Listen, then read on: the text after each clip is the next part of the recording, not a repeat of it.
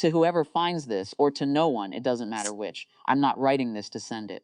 I want to be clear about that from the beginning. I've written things to send before, and I know what that feels like. The careful wording, the rereading, the hope buried inside every sentence that someone will finally understand. This isn't that. This is something else. This is me putting words somewhere outside my body because they've been sitting inside it for 3 weeks and they're starting to feel like furniture I didn't choose. The photo had 14 likes when I found it. I wasn't looking for it. That's the part I keep returning to. I wasn't searching anyone's name or checking anyone's page out of suspicion or loneliness.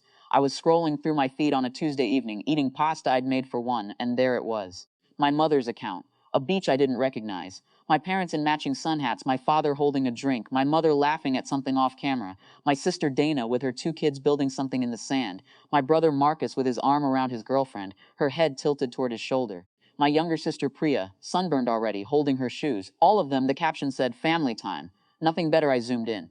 I don't know why, some reflex, some hope that I was wrong, that I was somehow there and had missed myself. I wasn't in the background. I wasn't in the water. I wasn't behind the camera. I simply wasn't there, and more than that, I hadn't been told. Not before, not during, not after. I put my phone face down on the table. I finished my pasta. Then I picked the phone back up, opened my banking app, and looked at the last 18 months of transactions. What I found there was not a surprise. I think that's the most honest thing I can say about it. I already knew, somewhere beneath the part of me that kept hoping. I just never laid it out in a single scrollable line before. $4,200 to my mother's account. For the roof, she'd said. Then for the car. Then just because she'd asked and I'd said yes before I finished hearing the sentence, $1,100 to Marcus when he was between jobs and his landlord was sending notices. He never mentioned paying it back. I never mentioned it either. I told myself that was generosity.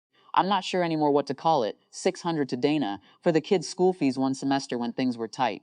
She thanked me once in a voice message while I could hear her children screaming in the background. The message was 40 seconds long. I've listened to it more times than I should admit. Priya I'd helped in other ways. References. Phone calls. 4 years ago, I'd recommended both her and Marcus for positions at my company. Quietly, carefully, staking something of my own professional reputation on the idea that they were worth it. They'd both gotten the roles. Neither of them had ever said the word recommended in my presence again, as though it had happened on its own, as though doors opened for people who simply stood in front of them long enough. I sat with all of this for 3 weeks. I want to say I cried.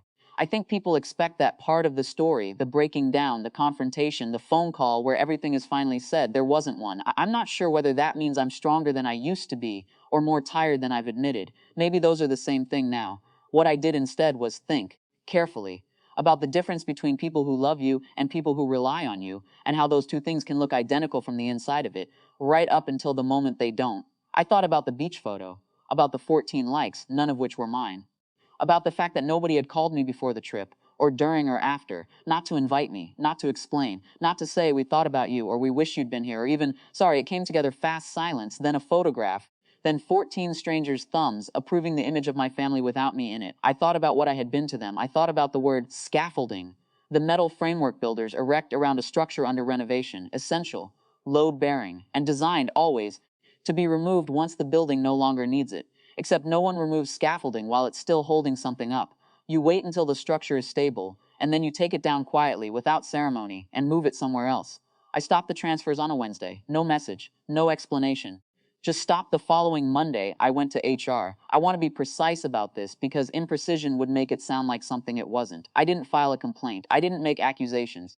I submitted a formal written statement withdrawing my professional endorsement of 2 employees I had previously recommended, citing a conflict of personal interest I could no longer in good conscience set aside. I kept the language clean and institutional. The HR manager read it twice. She looked at me once over her glasses and said, "This will be noted." It was noted. I don't know exactly what followed from that. I didn't ask. I told myself I wouldn't track it, and mostly I've kept that promise. What I know is that 3 weeks after I stopped the transfers, my mother called. Not about the beach. Not about the photo. She called because something had shifted. She didn't say what, and she wondered if everything was all right, if I'd been busy, if maybe I wanted to come for dinner sometime. I said I'd been busy. She said she understood. I said goodbye and meant it in more ways than she was listening for. The letter I started writing, this one, the one you're reading, I never sent. I saved it in a folder on my desktop called Admin T, which is where I put things I'm not ready to delete but no longer need to look at. Maybe that's what this whole year goes into eventually. A folder called Admin. Closed. Stored somewhere. Just no longer taking up space in the room where the beach photo's still up. I unfollowed the account. Not blocked, unfollowed. There's a difference, and I know exactly what it is. So do they now.